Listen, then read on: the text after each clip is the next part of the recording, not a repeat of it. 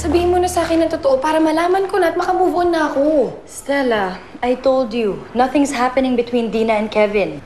Kung ano man nangyari before, that was a long time ago. They're just friends now. Stella, you're like a sister to me. And sisters don't lie to each other, right? Eh, teka, paano kung tinataguan ka lang ni Dina? Well, if that's true, ang galing ni Dina for me not to know. Pero don't worry. Kung may malaman man ako, I'll let you know. Promise. Okay?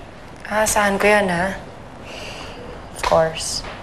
Teka lang, I have an idea. Why don't we ask Kevin's best friend, si Luke? I'm sure may alam siya tungkol sa mistress ni Kevin.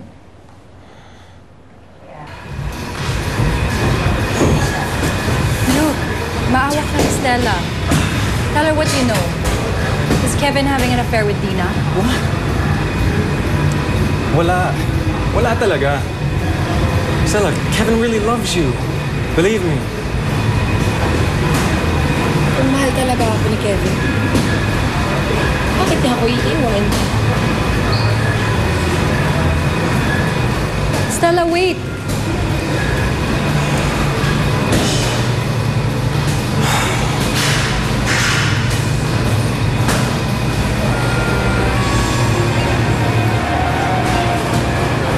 Galing na rito si Stella at si Misha.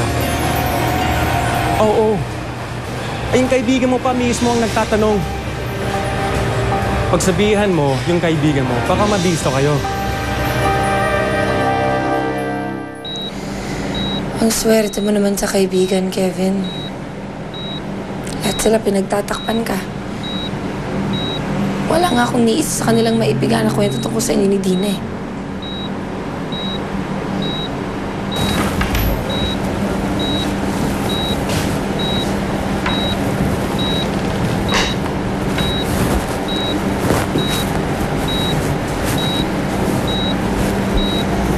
Stella? Papa. Nagpa-schedule agad ako ng next available flight after we talked. Pasensya na kayo, hindi ko kayo nasabihan kagad ha. Akala ko naman ho kasi naibalita na sa inyo ni Mama. Matagal na kaming hindi nag-uusap ni Amanda.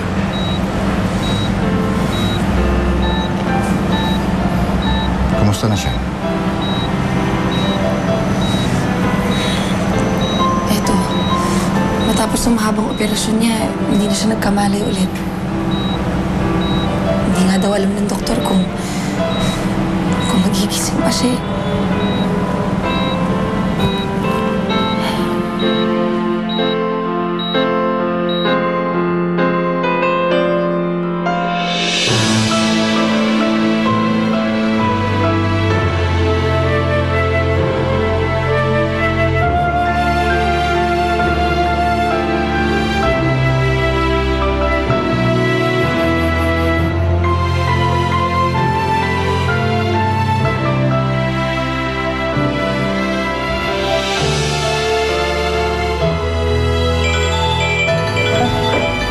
Ang kaibigan mo.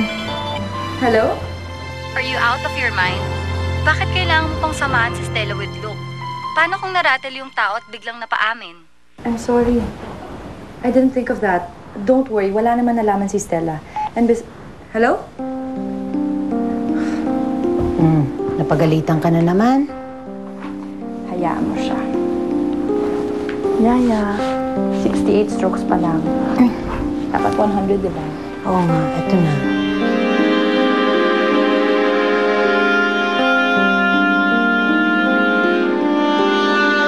Natawa